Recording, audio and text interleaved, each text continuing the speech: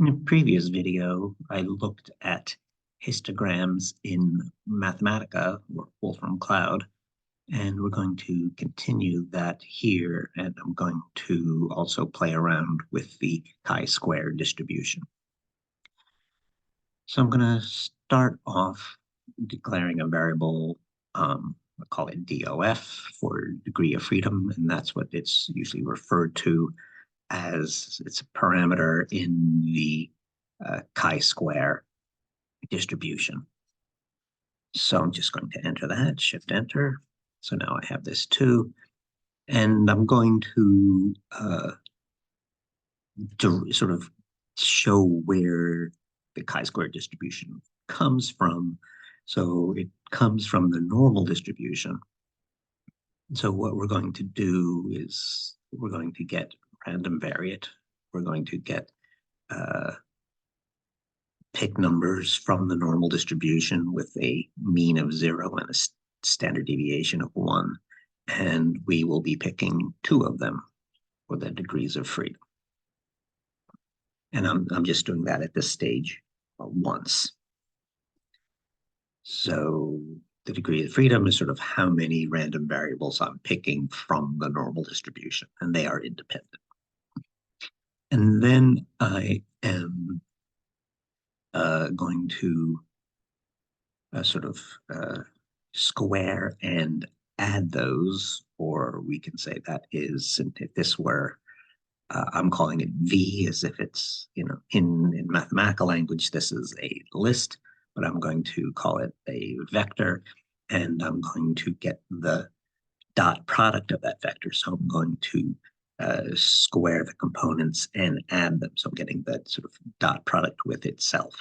So that is this next thing, v dot v, and I just named that v2. Okay, and then let's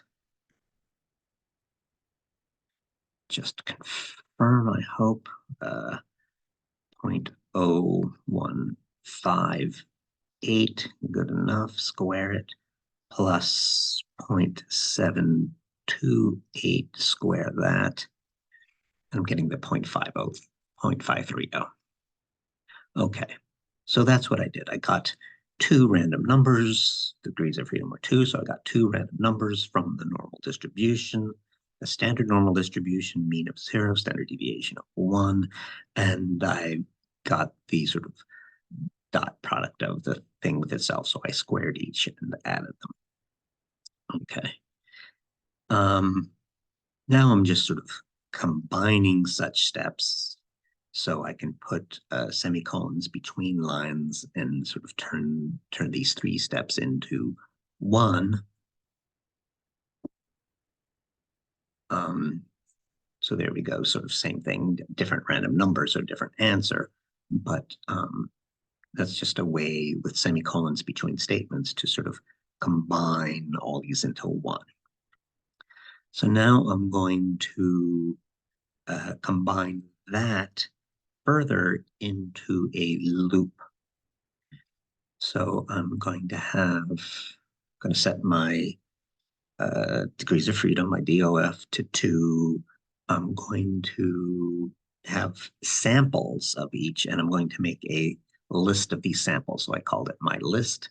And so this is going to be a list in which it's going to hold a number of these V2s. I use Mathematica's for. So it's a method for doing something repeatedly. It has 4 arguments. The first one is where some counter starts. So my counter is I, and I'm starting it at 1. The next argument in the for method is the condition under which you will continue. I'm going to continue so long as I is less than or equal to 1,000. So I'm going to get 1,000 of these numbers. And you just sort of type less than and then equal, and then Mathematica turns it to less than or equal. So that's not a symbol you can type, but it's a symbol that Mathematica generates after you generate the 2 symbols that sort of usually represent less than or equal. I++, that's my incrementing, that's my third argument. And then my fourth argument in the for method of Mathematica is the statements I want to perform repeatedly. So I'm going to do what I did above. I'm going to go to the normal distribution and get, in this case, two values. I'm going to get the dot product of that vector with itself. So I'm squaring the two numbers and adding them. And then I'm going to add to my list that number, and then I'm printing out that list just because I decided I wanted to see it. So shift enter that. And it takes a little while because it's 1,000, and I'm also out on the web in cloud. So, but there are my 1,000 such examples. And then I want to make a histogram of that. So I am going to take my list. This is what I talked about in that previous video. This is one of the bin specifications, the B spec. I'm going to make bins going from 0 to 6 every sort of going up by eighths. And I want to compare this to some mathematics, and the histogram best suited for comparison with mathematical functions is the PDF. Okay, so we do that. It's going to change a little bit because it's just a different set of numbers. Okay, there we go. And now I want to, so I use the PDF to compare it to some math. So let's compare it to some math. So this procedure of taking so many examples from the normal distribution and squaring them and adding them gives the chi-square distribution, and that has a parameter of the degrees of freedom, since that can change. And that is sort of a known function that depends on this parameter DOF. And so for DOF of 2, here is this. So this function only exists for x greater than 0, and it just happens to be an exponential decay for a higher degrees of freedom. There'll be powers of x in front and other numbers, but okay. And then let's plot that function over the same. So my bins went from 0 to 6. So let's plot this chi-square distribution from 0 to 6.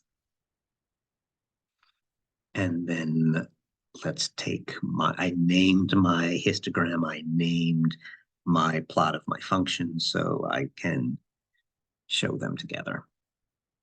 I could also use the out numbers to show them together, but it's just more convenient if I name them. There it is. So that histogram and that math seem to mostly coincide. Okay. Now I just want to show some other things, histogram-related things. One of the quantities that you can play with is called the bin counts. So I can just get the counts of all of my bins. So I use the same bin spec as above and the same sample as above, my list, and I'm using this bins count method.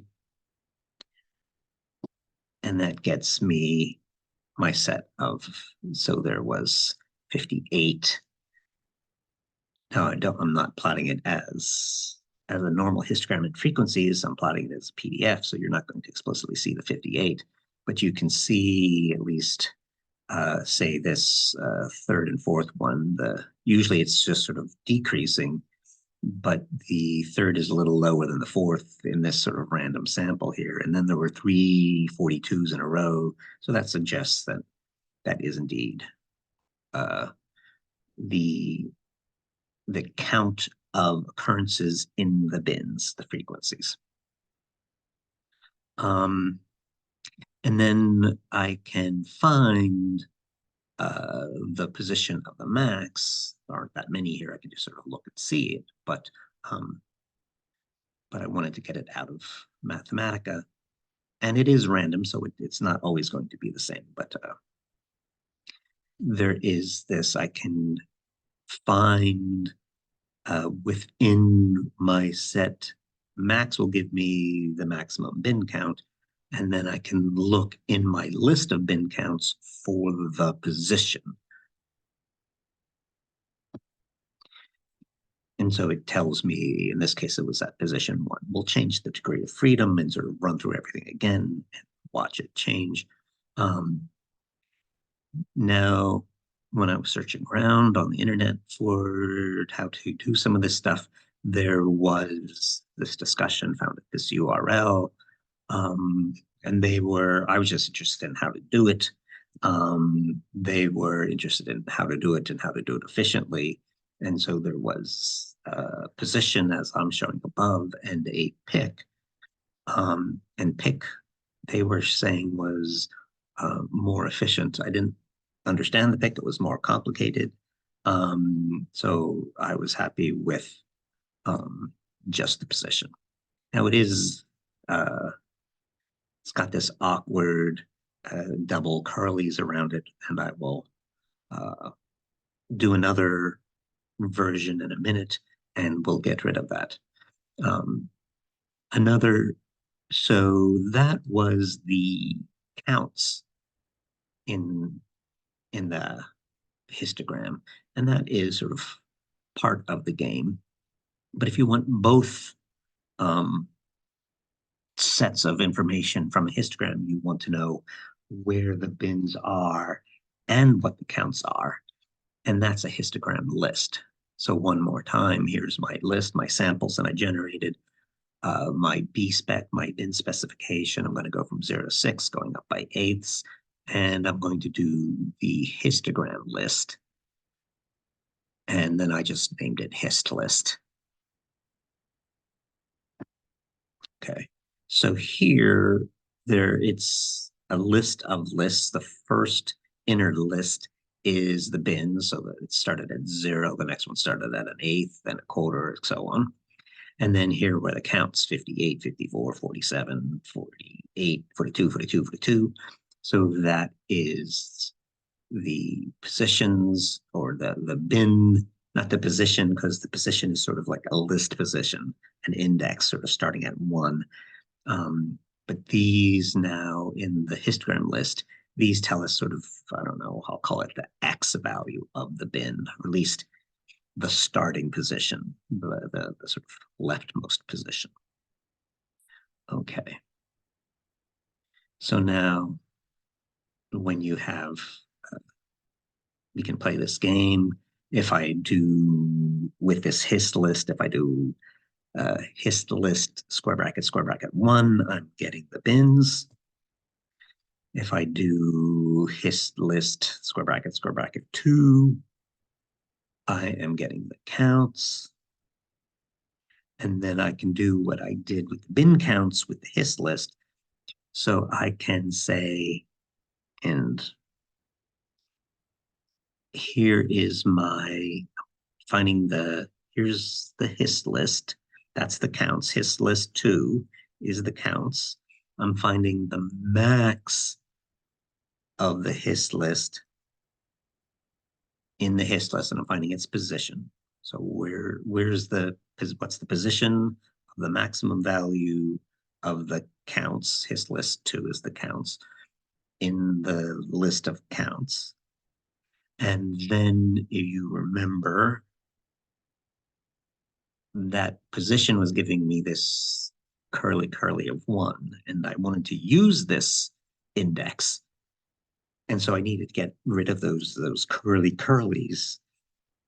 And there were 2 sets of curlies, so I needed square bracket 1, square bracket 1, and that got rid of the 2 sets of curly brackets to give me just the position. And now I can use the first part of hist list, which is the sort of bins, the X's, if you will, and at that position, and that was a 0.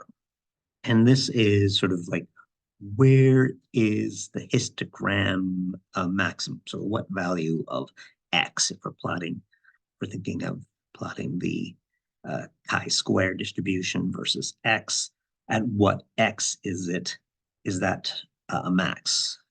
But we're working with not the mathematical function, but with the histogram that is supposed to correspond to it.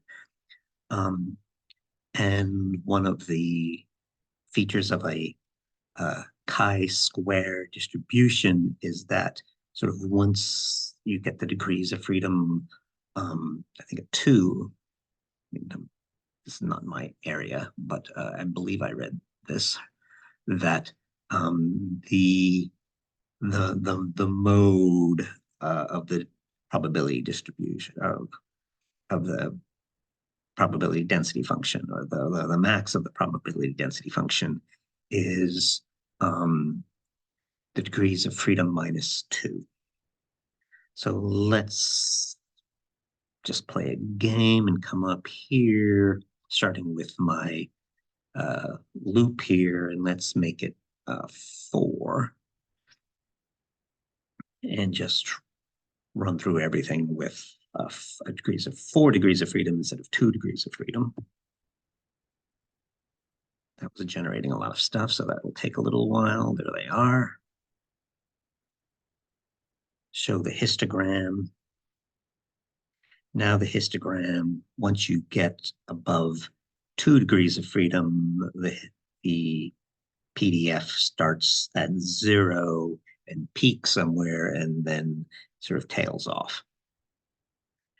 And here is the math. So there's an X now in there, sort of for every 2 degrees of freedom. Like once we get above 2, for sort of every 2 degrees of freedom, you get an X, or you get a square root of X for each degree of freedom above 2. So here, this was 4, where 4 minus 2 is 2, and then 2 square roots is just an X. All right.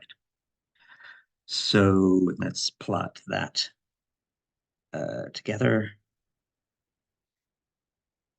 Oh, sorry, that's the math. And now finally, let's put it together. Jump the gun there, okay. And so we're seeing sort of roughly this dependence with some random scattering, as we expect. Okay, let's do the bin count for this new list with the 4 degrees of freedom. It starts low, then it comes up, then it comes down. Let's find the position. It was in position 7. Okay. And now let's get the list, the bin positions, the counts. There's our 7 again, and there is, we're getting about 0.75. And you see the function there. I have a fair amount of scatter here, so I'm going to maybe run through one more time fast and see. This one has a lot of scatter, so it's picking up that and not picking up in here. So I don't have enough samples to get that sort of prediction completely accurate. But let's just try one more time. Enter. That's the long one, generating 1,000 examples. PDF. A function. Plot the function. Put them together. I might get a little bit closer to the value this time around.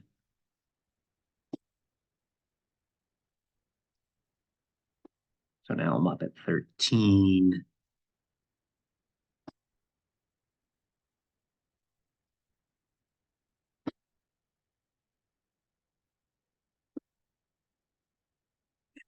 Show more than I need to each time. There's my 13. And there's my 1.5. So at least I'm closer to the predicted value of 2. So the mathematical function is peaking sort of in here, but you see it's a maximum, it's flat. And so you have this region of very similar values, and then you throw on some fluctuations on top of it. It's easy, especially, 1,000 samples isn't that high, to vary a lot around that. But that's the basic idea. That's what I wanted to show. Used some fun extended things with histograms that we've learned to do this. And that's it. Thanks for your attention.